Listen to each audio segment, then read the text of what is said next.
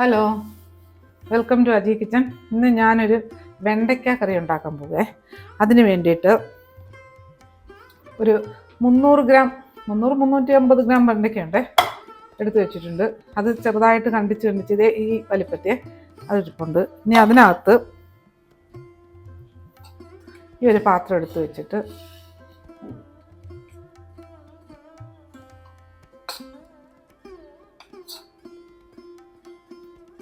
ഒരു 3 table spoon കടലമാവ് ഇട്ട് കൊടുത്തിട്ടുണ്ടേ.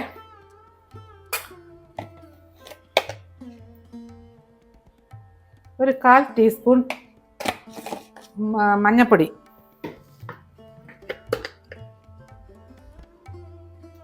ഒരു 1/2 ടീസ്പൂൺ കാശ്മീരി മുളക് പൊടി,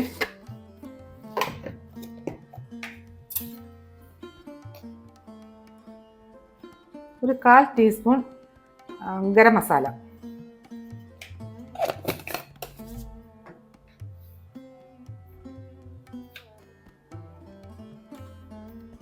കുറച്ച് ഉപ്പേ, 1/4 ടീസ്പൂണിനേക്കാളും കുറച്ചുകൂടെ ഉണ്ടേ.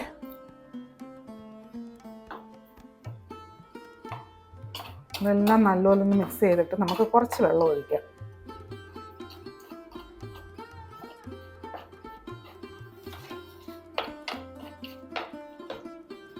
കുറച്ചുകൂടെ ഒഴിച്ചു കൊടുക്കേ. അധികം അങ്ങ് കട്ടിയാവരുത്, അധികം അങ്ങ് ലൂസും ആവരുത്. ആ പരുവത്തിൽ ഒന്ന് കുഴച്ചെടുക്കാം. കട്ട കെട്ടാതെ കുഴക്കണേ.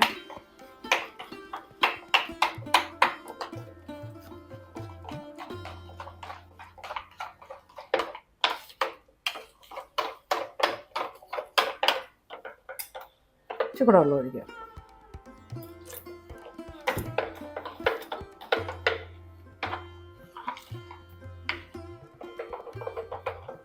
ഈ പരുവത്തിൽ നമുക്കിത് കുഴച്ചെടുക്കാം. എന്താ കറക്റ്റ് പരുവം. അധികം കട്ടിയുമില്ല, അധികം ലൂസും അല്ല. നമുക്ക് ചെറിയ ചെറിയ കട്ടകളുണ്ട്.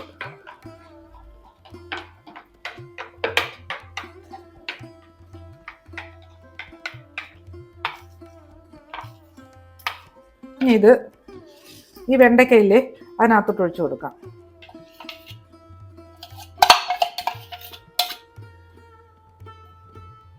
ഇതെല്ലാം കൂടെ ഒന്ന് മിക്സ് ചെയ്യേ.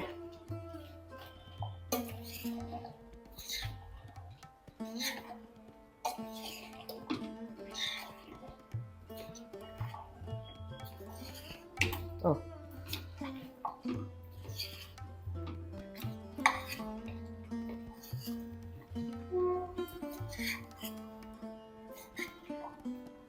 ഇത് കോട്ടിങ് പോരാന്നുണ്ടെങ്കിൽ കുറച്ചുകൂടെ കടലമാവിട്ട് കൊടുത്താൽ മതിയേ.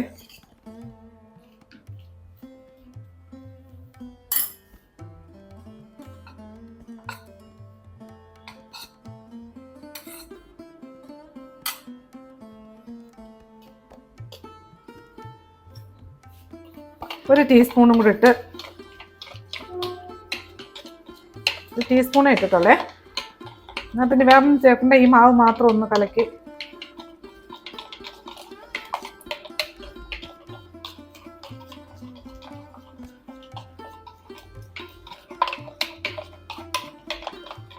ഇതിലോട്ട് ഒഴിക്കാം.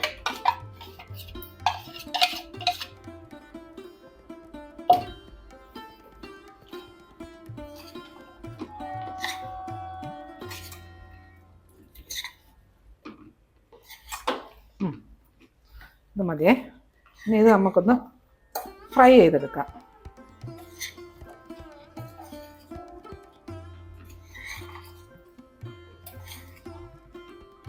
ഈ കോട്ടിങ് മതിയേ.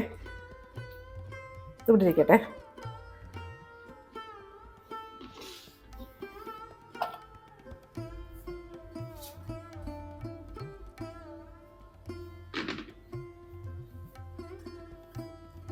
ഇനി നമുക്ക് ഒരു പാൻ അടുപ്പി വെച്ചിട്ടുണ്ട്. ഞാൻ അടുപ്പ് കത്തിക്കേ.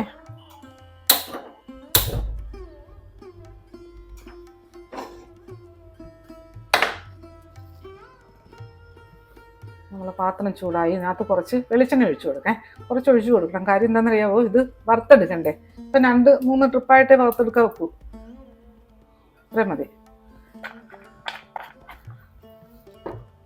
എണ്ണ ചൂടാവട്ടെ. നമ്മുടെ എണ്ണ ചൂടായേ. ഇതിനകത്തോട്ട് നമുക്ക് ഈ മാവ് മിക്സ് ചെയ്ത് വെച്ചേക്കുന്ന വെണ്ടയ്ക്ക ഇല്ലേ, അതിൽ നിന്ന് ഓരോന്നോരോന്നായിട്ട് ഇട്ട് കൊടുക്കേ. വെണ്ടയ്ക്ക കഴുകി വൃത്തിയാക്കിയിട്ട് വെക്കുമ്പോൾ അതിനകത്ത് വെള്ളം കാണരുതേ.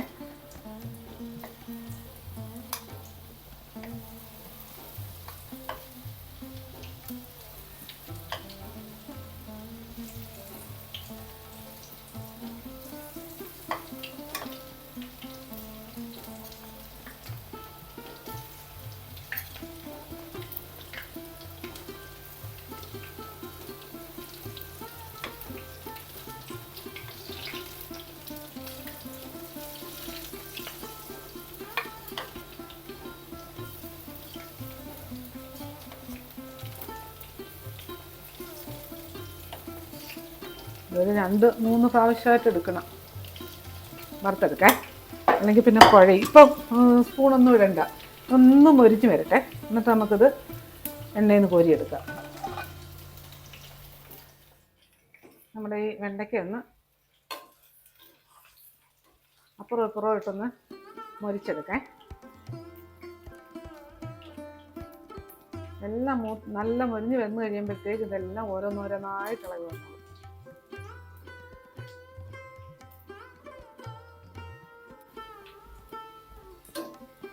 ഇതൊരു വശം നല്ല ഫ്രൈ ആകുന്നത് വരെ നമ്മൾ സ്പൂണൊന്നും ഇട്ട് കൊടുക്കല്ലേ.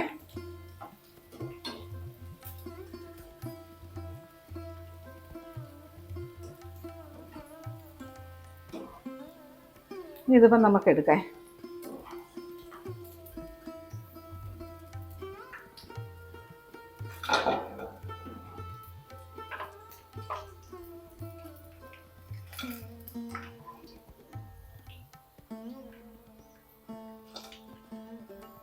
ഇനി ഇതുപോലെ അടുത്തതും എടുത്തിട്ട് കൊടുക്കാം.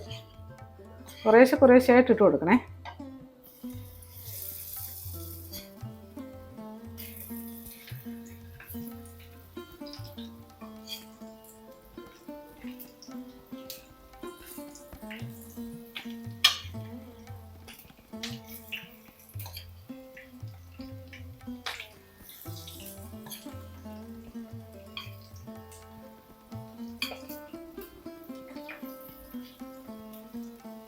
ഇത് മതിയേ. നമ്മുടെ വെണ്ടയ്ക്ക ഒരു വശം മുരിഞ്ഞിട്ടുണ്ടേ. ഇനി അടുത്ത തിരിച്ചിട്ട് കൊടുക്കാം.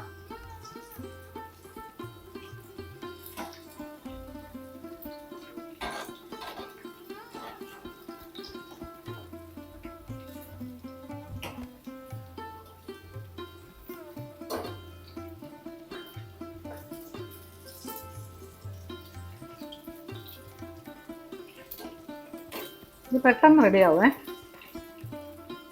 ഈ വശം കൂടെ ഒന്ന് നോക്കട്ടെ.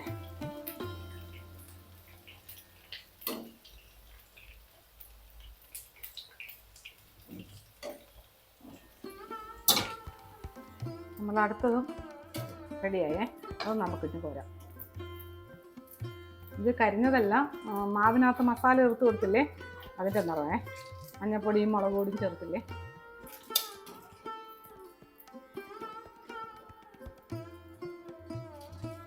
ഇനി അടുത്തതും ഇട്ട് കൊടുക്കേ.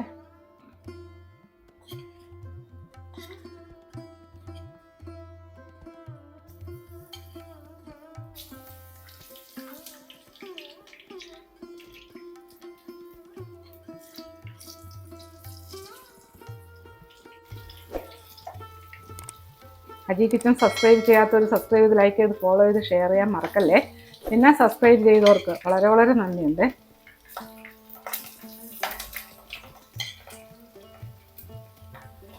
ഇത് മതിയേ. ഇത് കൂടെ ഒന്ന് ഇതേ കൊള്ളുള്ളൂ. ഇനി അടുത്ത് ഒരു വട്ടവും കൂടെ ഫ്രൈ ചെയ്യാനുണ്ട്. അപ്പം ഇതുപോലെ ഇതും ഫ്രൈ ചെയ്തെടുക്കാം. നമ്മുടെ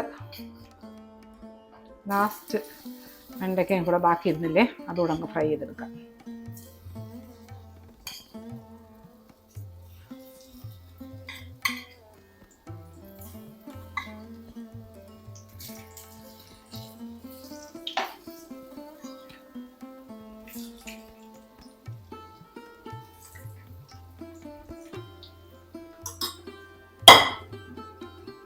ഇത് കണ്ടില്ലേ, നല്ല കിരികിരികിരാന്നുള്ള വെണ്ടയ്ക്ക ഫ്രൈ.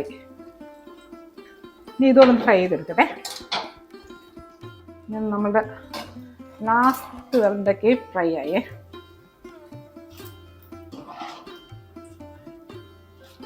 ഓക്കെ, ഇതിപ്പോൾ ഇങ്ങനെ ഒട്ടി ഇരിക്കുന്നതുകൊണ്ട് പേടിക്കണ്ട. കാര്യം നമുക്ക് ഇത് തണുത്ത് എന്ത് ഇങ്ങനെ കണ്ടോ സെപ്പറേറ്റ് ആക്കേ തണുത്ത് കഴിയുമ്പം. അപ്പോൾ ഇനി ഇതിനൊരു മസാല റെഡിയാക്കണേ. ഞാൻ ഇനി ഗ്യാസ് ഒന്ന് ഓഫാക്കുക. നമുക്ക് ഈ എണ്ണയിൽ തന്നെ നമുക്ക് റെഡിയാക്കാം. പക്ഷേ ഇതിനകത്ത് പടിയിൽ കരിയെ കിടക്കുന്നുണ്ടല്ലേ, എന്നിട്ട് എണ്ണ ഇതിലോട്ട് മാറ്റാമേ. ഇനി ഇതിൽ നിന്ന് തെളിച്ചൊഴിക്കാം അങ്ങോട്ട്.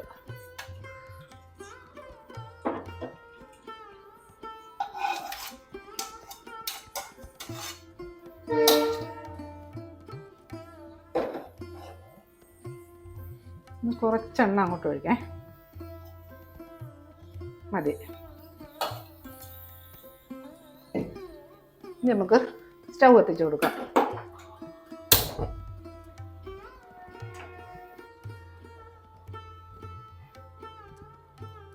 ചൂടെണ്ണയില്ലേ, ഇതിനകത്തോട്ട് 1 ടീസ്പൂൺ പെരുംജീരകം ഇട്ട് കൊടുത്തേ.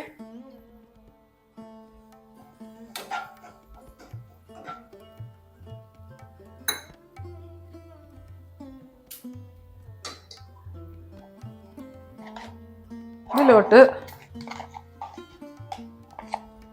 1 table spoon ginger garlic paste ഇട്ട് കൊടുത്തിട്ടുണ്ടേ.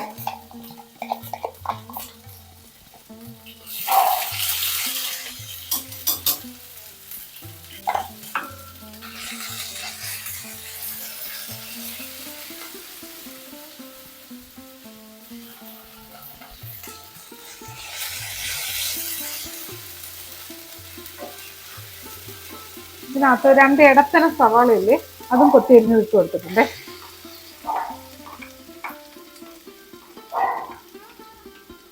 ഒന്ന് വഴന്ന് വരട്ടെ.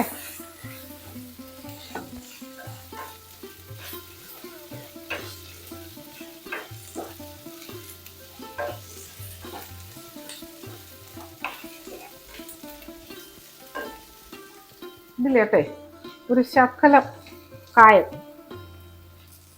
കായത്തിൻ്റെ പൊടി ഒരു 1/4 ടീസ്പൂണേ.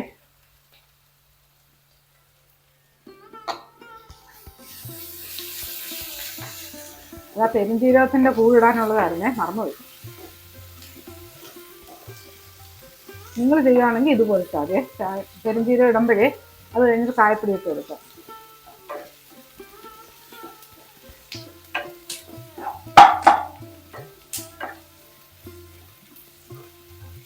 നല്ല വഴന്ന് വരണേ.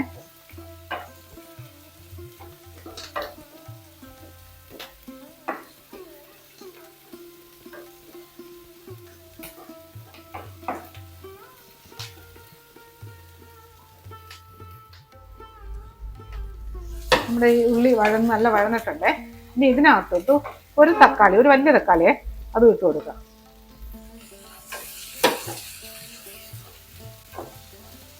തക്കാളി നല്ല വെന്തുടയണം ഇതിനകത്തെ.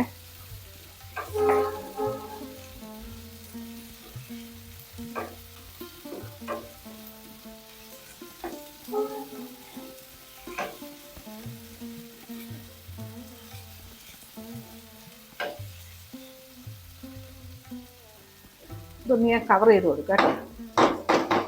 ഒരു 2 മിനിറ്റ് കവർ ചെയ്ത് കൊടുക്കാം. ഒന്ന് കവർ ചെയ്തിട്ട് തീ ഒന്ന് കുറച്ചിട്ട് കൊടുക്കേ. ഇത് മീഡിയത്തിൽ വെക്കാം. ഒരു 2 മിനിറ്റ് ഇരിക്കട്ടെ. നമ്മുടെ മസാല നോക്കേ.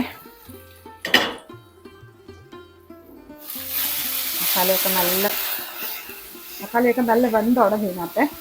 ഇനി തീ ഇച്ചിരി കുറച്ചിട്ട് കൊടുക്കേ. ഇനി നമുക്കിതിനകത്ത് മസാല ഓരോന്നായിട്ട് ഇട്ട് കൊടുക്കാം. ഒരു 1/2 ടീസ്പൂൺ മഞ്ഞൾപ്പൊടി,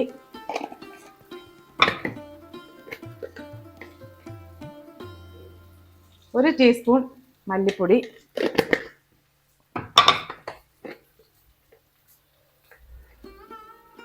1 ടീസ്പൂൺ കാശ്മീരി മുളക് പൊടി, 1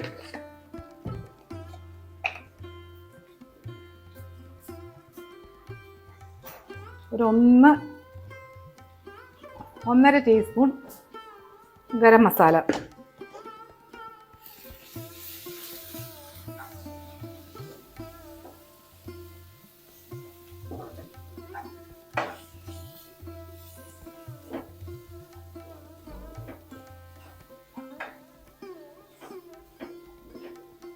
നല്ല മിക്സ് ചെയ്യേ.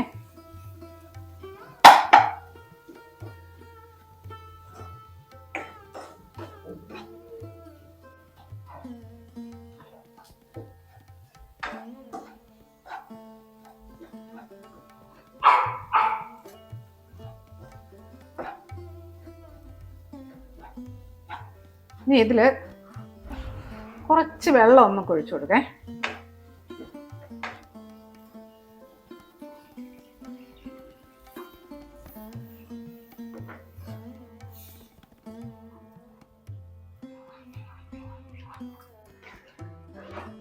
കുറച്ചും കൂടി വെള്ളം ഒഴിച്ചു കൊടുക്കാം.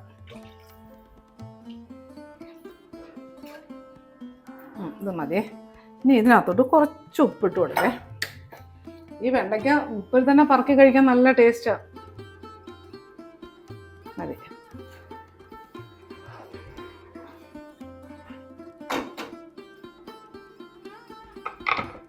ഇതൊന്ന് അടച്ചു വെക്കേ, തിളയ്ക്കട്ടെ. നമ്മളെ കറി തിളച്ചേ. ഇനി ഇതിനകത്ത്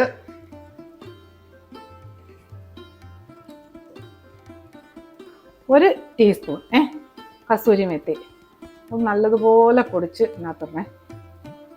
1 ടീസ്പൂൺ 3/4 ടീസ്പൂണോളം ഉണ്ട്.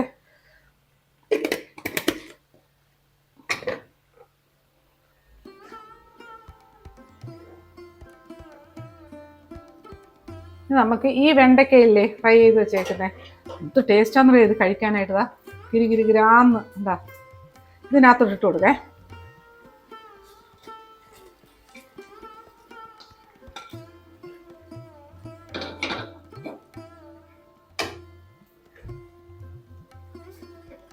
ഒരു അടിപൊളി ടേസ്റ്റ് കറിയാണ്. ചോറിനും ചപ്പാത്തിക്കൊക്കെ പൂരിക്കോ എല്ലാത്തിനും പറ്റിയ കറിയാണ് കേട്ടോ. നല്ല ടേസ്റ്റ് കറിയാണ്.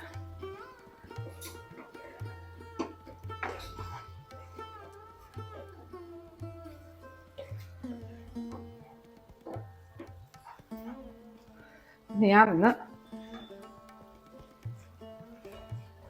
ഇതെല്ലാം ഒന്ന് മിക്സ് ചെയ്തിട്ട് ഗ്രേവി തോനെ വേണോ, ഇപ്പം ഞാൻ ഗ്രേവി ആയിട്ട് അങ്ങനെ എടുക്കുന്നില്ല, കുറച്ചുകൂടെ വെള്ളം ഒഴിച്ചിട്ട് ഇട്ടാൽ മതിയേ. അധികം ഗ്രേവി നല്ലതല്ല ഇത്.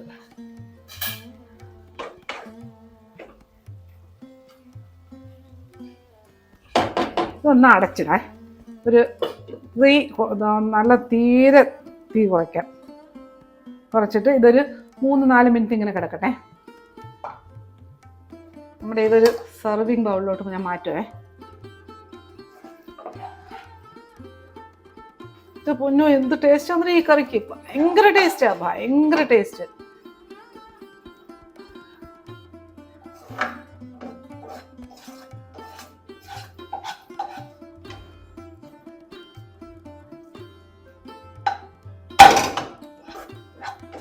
കണ്ടില്ലേ നമ്മുടെ വെണ്ടയ്ക്ക ഫ്രൈ മസാല അടിപൊളി ടേസ്റ്റാണ്. പക്ഷേ ഇതിൻ്റെ ഇടയ്ക്ക് എൻ്റെ ക്യാമറയൊന്ന് ഓഫായി പോയതുകൊണ്ട് മല്ലിയില ഇട്ടത് കാണാൻ പറ്റിയില്ലേ. ഇതിനകത്ത് മല്ലിയില ഇട്ടിട്ടുണ്ട്. ആ കറി ഇട്ടതിന് ശേഷം പിന്നെ ലാസ്റ്റ് വാങ്ങുന്നതിന് മുമ്പേ മല്ലിയില എടുത്തില്ലേ, മല്ലിയില ഇട്ടിട്ടുണ്ടായിരുന്നു. വേറെ ഒന്നും ചേർത്തിട്ടില്ല, മല്ലിയില മാത്രം. അപ്പം ഇതുപോലൊന്നും ഉണ്ടാക്കി നോക്കേ. എൻ്റെ ക്യാമറ ഓഫായി പോയതുകൊണ്ട്. ഓക്കെ.